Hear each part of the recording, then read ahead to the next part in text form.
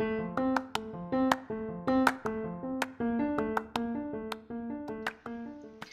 to the Fearfully and Wonderfully Me podcast, a podcast designed to help you increase your influence, develop your leadership, and maximize your results.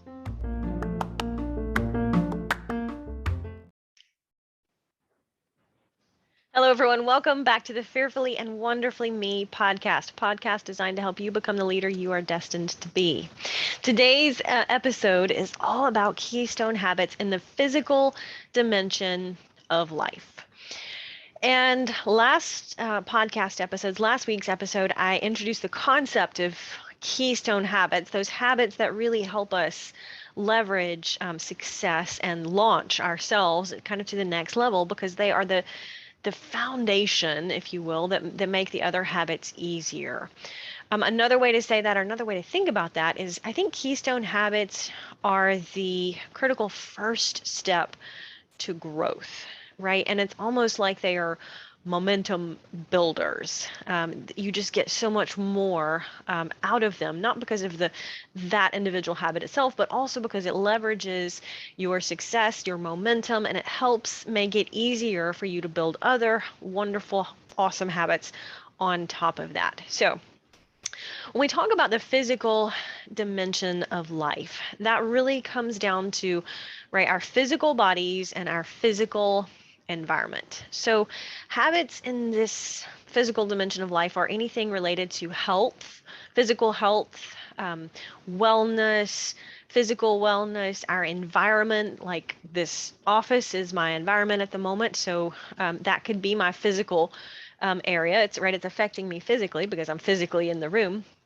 And so that for you, that could be an office or a car. That's part of your environment. But it also, kind of all of the dimensions of life are interconnected with the others, right?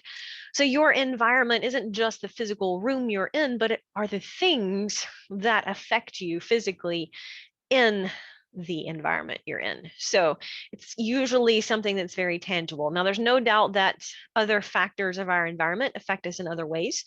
For example, relationships could be part of your environment. If you're working in a job, for example, the culture of that organization is going to affect you. And that obviously is a social dimension of life, but it's also going to, again, interconnected. It's also going to lean over and affect your physical health. If you're in a toxic work environment, that's going to physically affect you because it's going to make you stressed out. It's going to make you, your physical body is not going to respond well to that stress and that tension, and so that's a toxic environment. So that's kind of a different way of looking at how just the environment around us can affect us physically in more ways than we sometimes think about. A lot of times when we think about the physical dimension of health, we're thinking exercise and nutrition, right?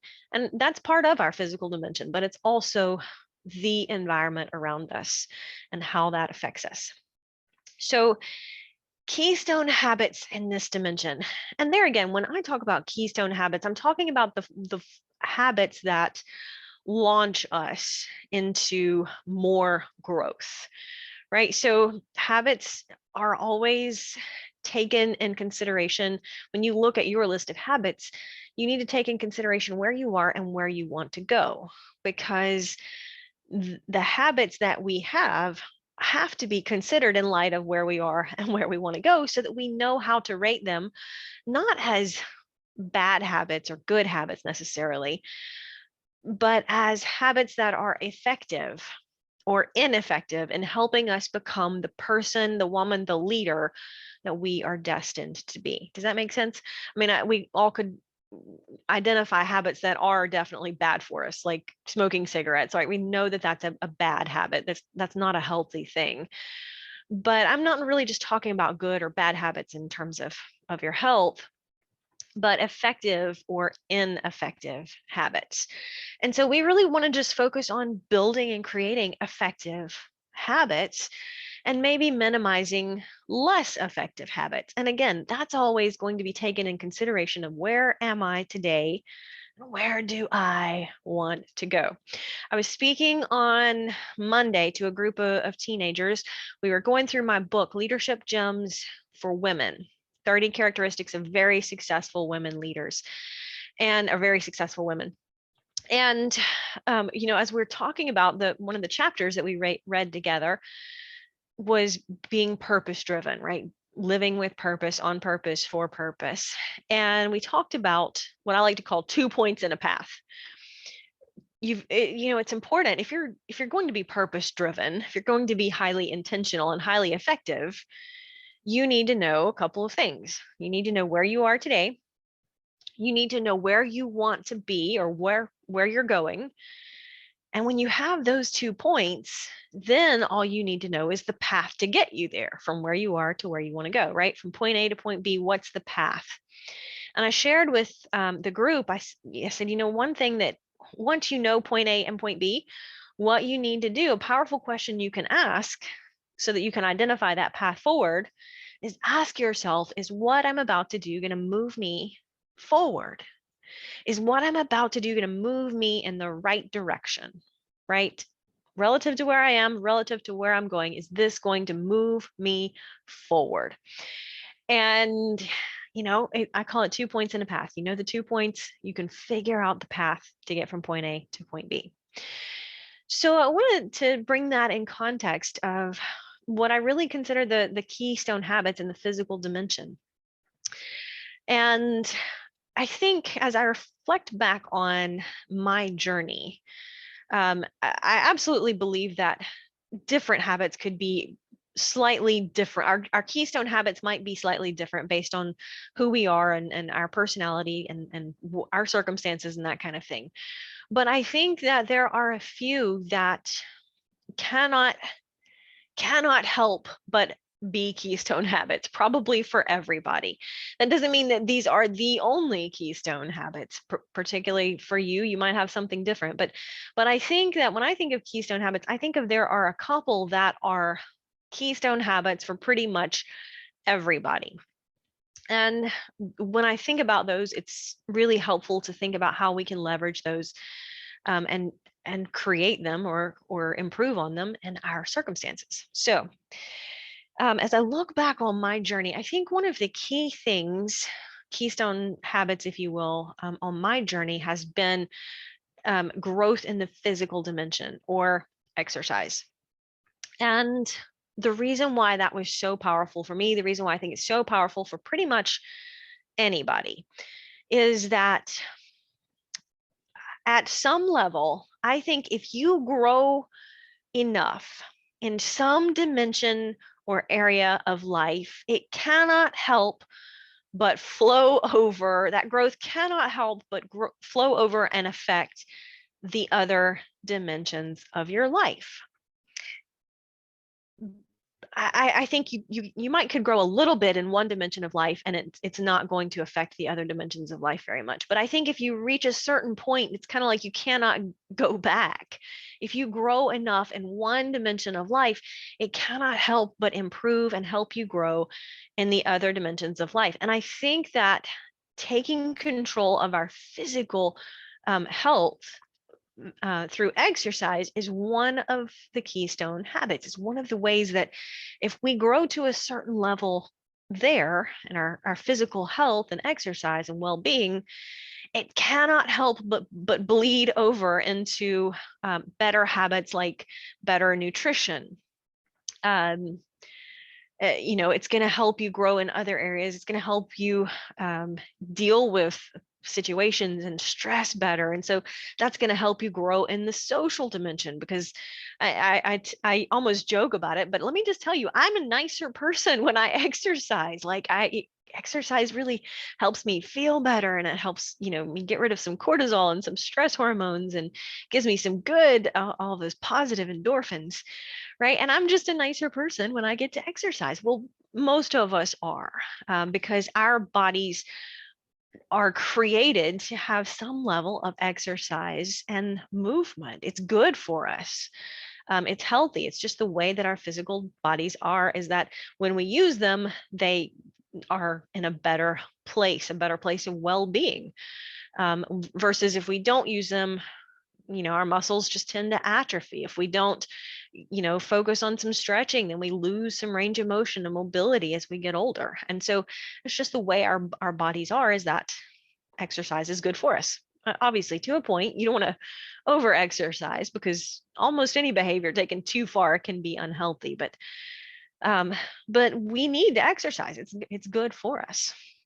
And I think when you create that habit of regular exercise, there again, it's going to help be that keystone habit. It's going to help you start to think about, oh, well, now that I'm exercising regularly, I have a little more willpower to maybe make some better health choices nutritionally. It's also going to help you think, well, maybe I want to, you know, improve my mental health, or maybe I can leverage my time while I'm exercising and listen to a podcast or listen to a great audio book while I'm exercising. So I think that, you know, being intentional with exercise is a keystone habit. I think when we create that habit in our routine and in our schedule in our lives, it is going to create so many positive ripple effects throughout the other areas of our life. I think it cannot help but do that. Why? Well, for a couple of reasons.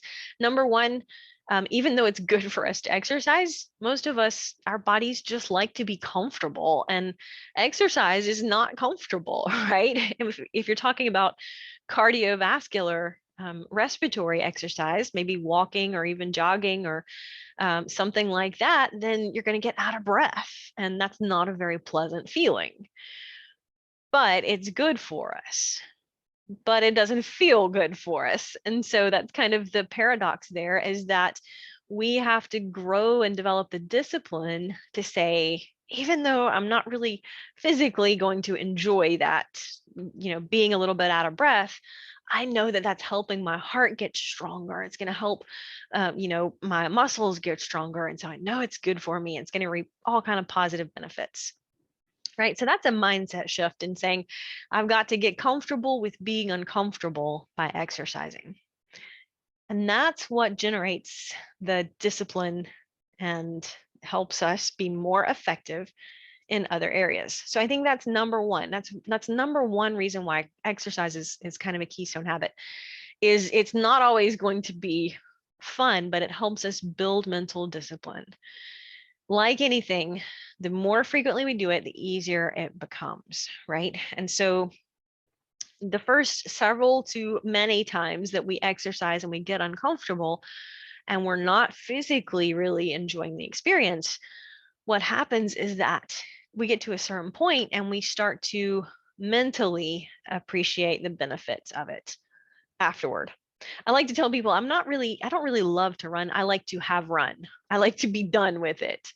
But really, I mean, I do enjoy it to a certain extent, but why I enjoy it is not because I enjoy being out of breath, breathless, tired legs. And this time of year, it's hot and it's super humid and sticky where we live. And, I'm sweating buckets, and it's just like, oh, this is physically challenging in so many different levels. But even then, I've come to appreciate it. I've grown to the point where even that I'm physically like, oh, this is not much fun, I'm mentally already reaping the rewards of it. So I do enjoy it to a certain point, but I had to grow to get to that point. And I think all of us are like that, because really, getting out of breath and getting uncomfortable is, physically just not as enjoyable as sitting still and being comfortable and in a climate controlled, air conditioned, or heated building, right? It's much more comfortable physically to curl up on the sofa than it is to go for a jog. Not going to sugarcoat that.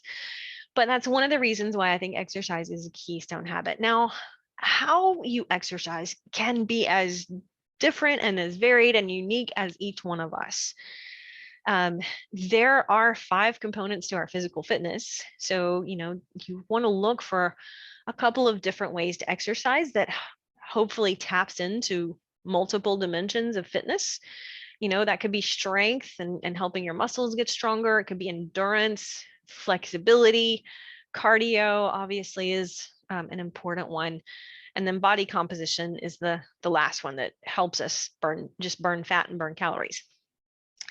So, there again, just choose a couple that, you maybe not going to enjoy, but choose a couple that you enjoy a little bit more than you enjoy the others. I mean, if dancing's your thing, then go find a Zumba class. I found a long time ago that I enjoy exercising more with other people. I will go exercise by myself, and there's definitely something to be said for a nice run or a quiet walk by myself where I can think or listen to an audiobook or podcast or something. But I find that I tend to not work as hard if I'm by myself than I will if there are just other people. It's why one of the reasons I loved teaching group fitness for so long is because it motivated me, right? If I was on stage teaching, then I felt like I needed to be the example and I needed to be working hard. And so that would drive me to work harder. And even now, if I'm not teaching fitness classes any longer, but even now, if I go to a class where other people are doing the same thing and then we're all out of breath together, then, I find that I push myself a little bit more. And so when I figured that out, right, I look for ways that, there again, may not just love everything about the experience, but I like it a little bit more, or I dislike it a little bit less. And so especially if you're just getting started with creating this keystone habit in your life, exercise, figure out some of the things that you enjoy a little bit more, figure out some ways that you can do it. Now, like anything, the power of creating or improving a habit is small changes, right? We've talked about consistency beats intensity, but I really, really, really have to stress, particularly when it comes to a foundational habit that's going to help you get improved outcomes and results in every area of your life. By starting here, I think the power is in starting small. If you don't exercise regularly right now, then don't go out and commit to yourself and say, hey, I'm going to run 20 miles this week. Don't do that. What I want you to do is break that habit down into such teeny, itty bitty, tiny steps that 100% committed to doing it. And if that means you have to say today or every day, I'm going to walk for at least 3 minutes. Like, you can walk for at least 3 minutes. You could do that in your living room. You could do that marching in place in your bedroom, right? You could commit to walking for 3 minutes. So start there. Don't start with running 3 miles or 30 miles or whatever.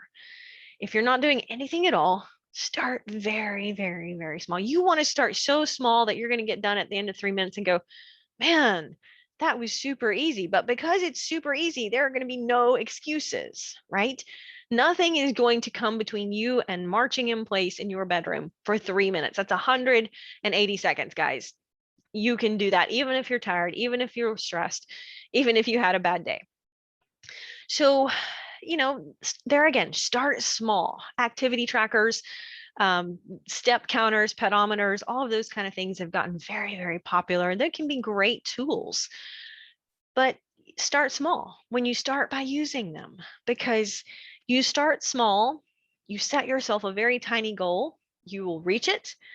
You'll do it again tomorrow. And so you'll feel more successful. You'll feel better about yourself because you made a commitment to yourself and you kept it.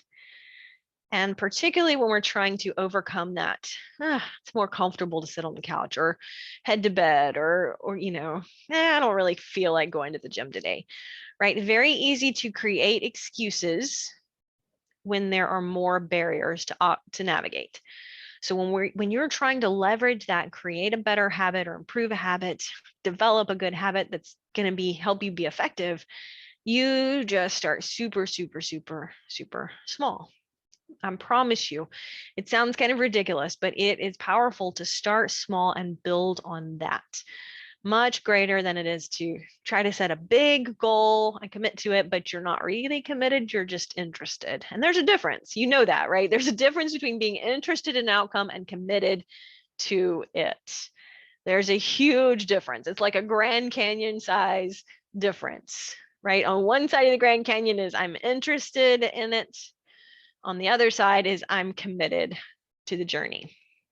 And it's a long way around the Grand Canyon to get to the other side. So we have to just be intentional about small daily steps forward.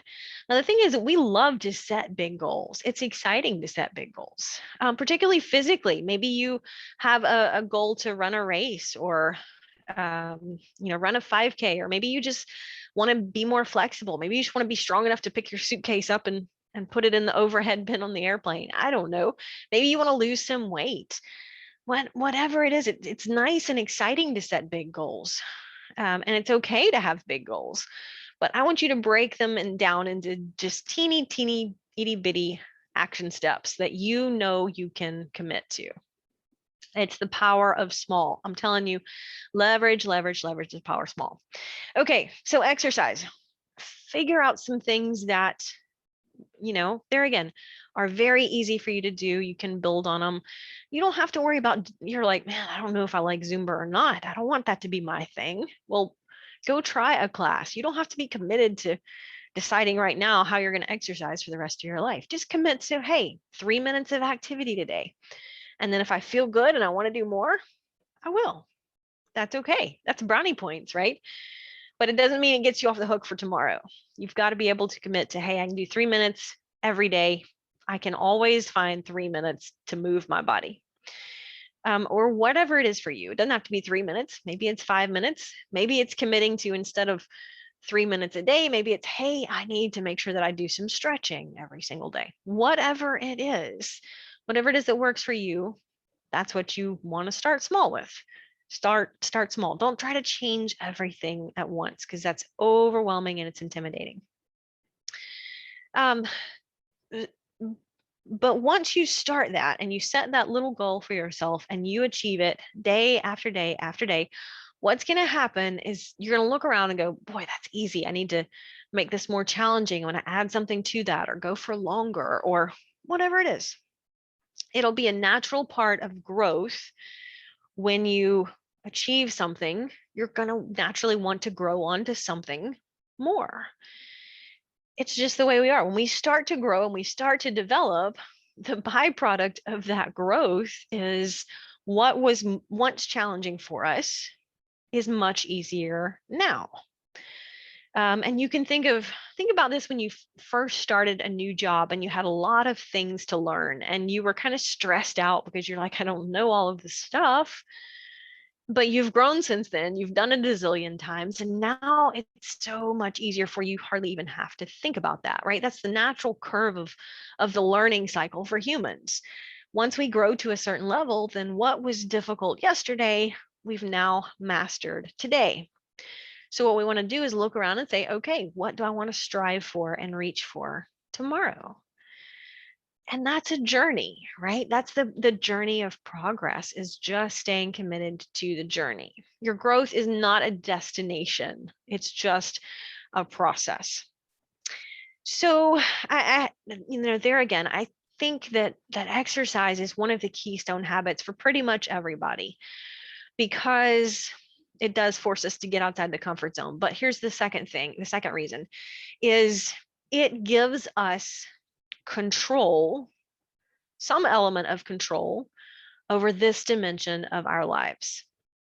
And that's going to help us feel like we have more control, or realize that we have more control in other dimensions of life. So you can look back. There's nothing, let me just tell you, there is nothing that really helps your confidence in the same way that setting yourself and training for a race and completing that race will do. There's nothing that can give you confidence in quite the same way as setting a physical goal for yourself, exercising, training, and reaching that goal. Now, there's lots of ways to build confidence and to grow and develop yourself, but that's one reason that exercise, I think, is just a keystone habit. It's why I'm so dedicated. Like, my exercise comes pretty early in the day for me most days, because number one, if it comes at 4:30 in the morning, there's not much that gets in the way, right? There's not often that something comes up that conflicts with exercising at 4 o'clock in the morning. Call it what it is. I remember a time where, for whatever reason, Mac and I decided to start going to the gym together. And so we were going to go in the evenings because Mac is, those of you that know Mac, he's not a morning person. And so he wanted to go to the gym in the evenings. And I said, well, I can change, instead of going to my morning class, I can go to the gym in the evenings. And we wanted to go together. And that worked really great for about 3 days. And then something came up, something unexpected. I don't even remember what at this point, but something popped up. And so, I'd skipped my morning workout because we were going to go that afternoon. And then something came up and we didn't get to go exercise. And I was like, that's the end of that. Because for me, I know that it's such a keystone habit. I know it helps me create more discipline in my life in so many other ways. I know it takes care of my health. I'm a better steward of my health. It helps me make better nutritional choices throughout the day because I exercised already. So it's not negotiable, right? Skipping it is not negotiable. Now, I don't necessarily mean I'm going to get up and run miles and miles every single day. There might be days when exercise that day is just some stretching, maybe just an easy day, maybe just a spin class or something. Maybe it's just walk a little bit. So whatever my plan for exercise is that day, then that's what's not negotiable. Now, absolutely, there are going to be times in life when something happens. And so what I say is give yourself some grace, but don't miss twice. Because you don't want to create a pattern or a habit of not doing what you set out to do. So absolutely understand life happens. There is going to be a time when you don't get to bed until 2 o'clock in the morning because you're traveling and you're exhausted and you don't want to get up at 5 o'clock and go for a walk. Absolutely. And in honesty, you probably would benefit more from the extra hour of sleep than you would from the walk that day anyway. But don't miss twice, right? The next day, get right back on track with your daily commitment to yourself. Give yourself some grace, but don't miss twice.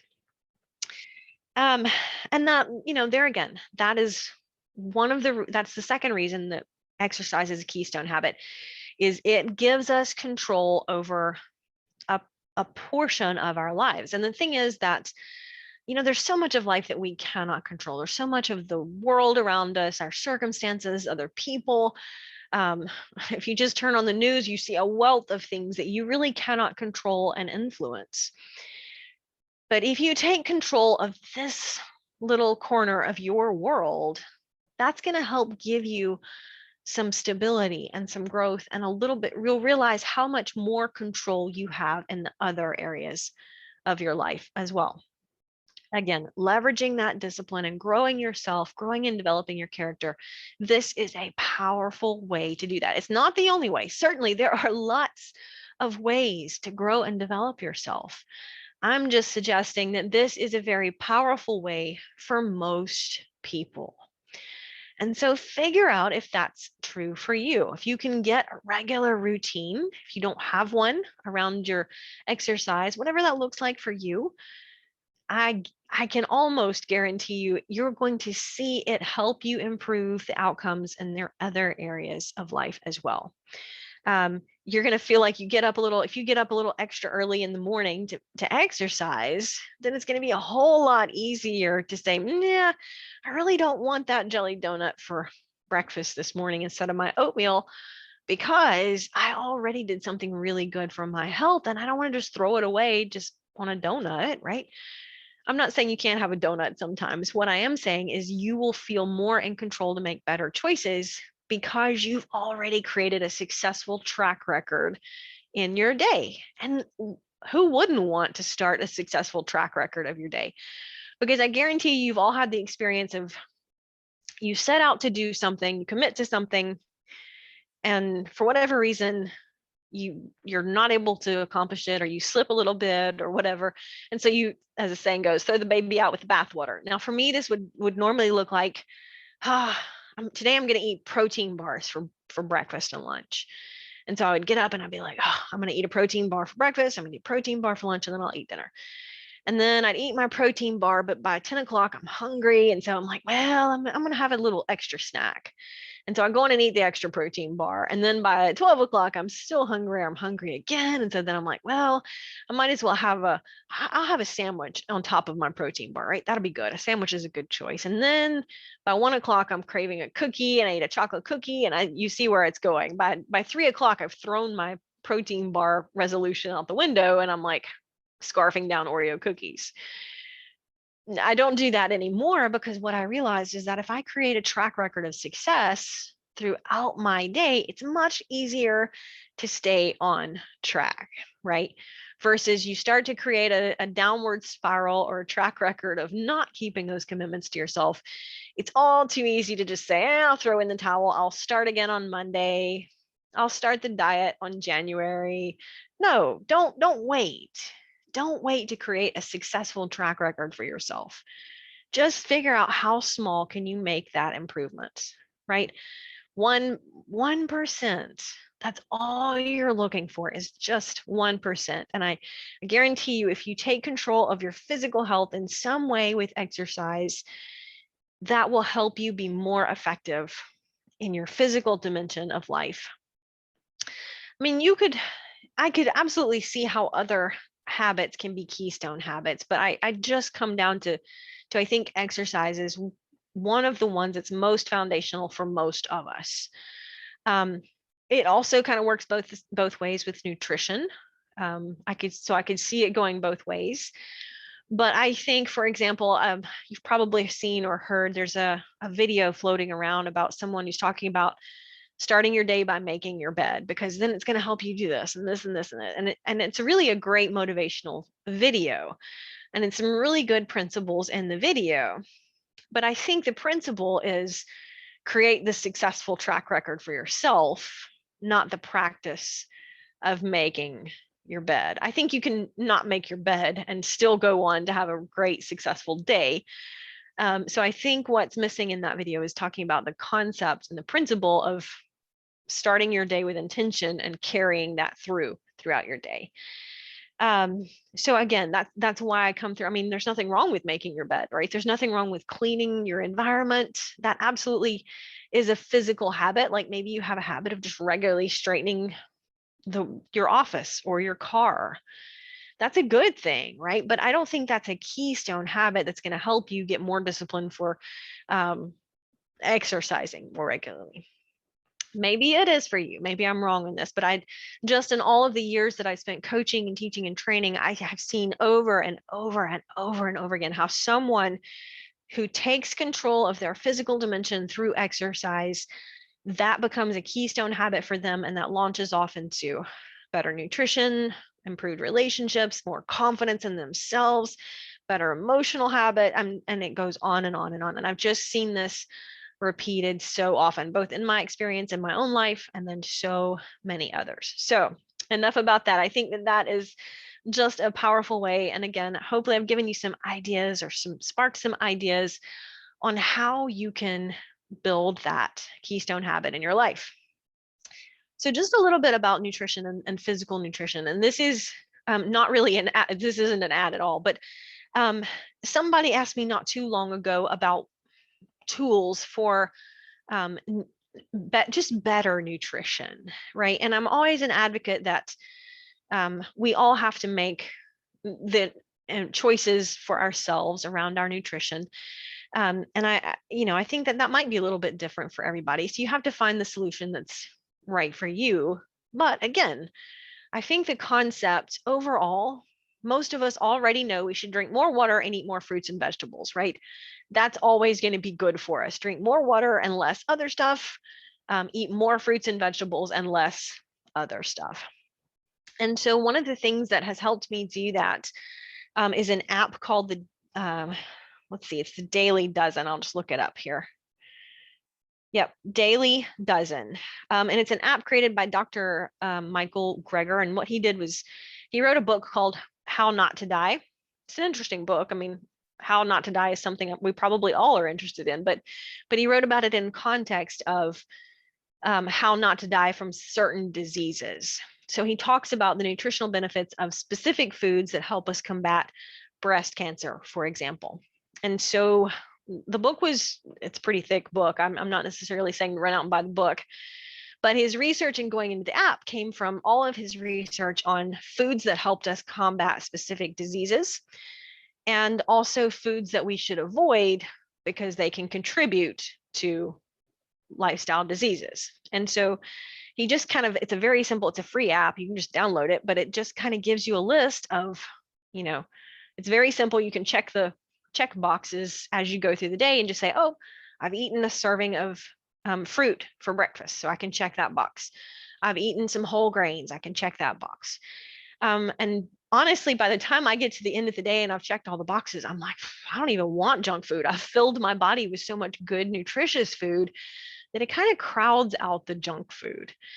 Now, sure, you're still going to want some things that aren't always that healthy, but the concept is that if we can, number one, don't get in a position where our body is craving the nutrients, so we're feeding our body a lot of good, wholesome nutrition, we're kind of being proactive about not ever getting to the point where you want to inhale 6 slices of cake, right? Because if you get to the point where you're starving and you missed breakfast and lunch, you are not going to turn around and eat a plate of kale in that moment. You're going to turn around and grab the first thing that you can grab because you're hungry and your body's craving, and you need food and sustenance and calories. And so it's much more difficult to make the very healthy, informed choice in that moment because you're already setting yourself up for a disadvantage. So anyway, short aside that on how you can just use something simple and effective, it helps me just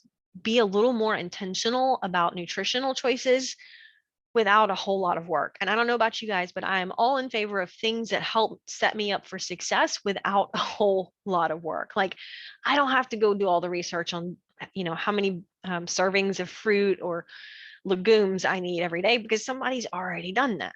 So there again, Daily Dozen app definitely will help you just be intentional about those nutritional choices.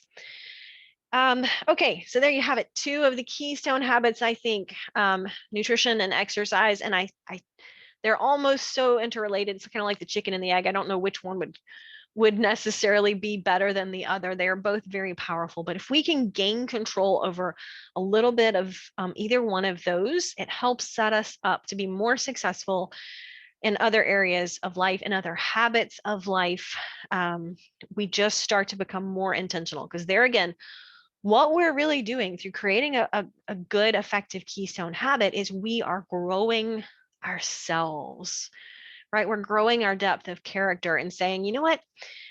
I'm developing the willpower to say, this is the better choice for me. This is not as great of a choice for me.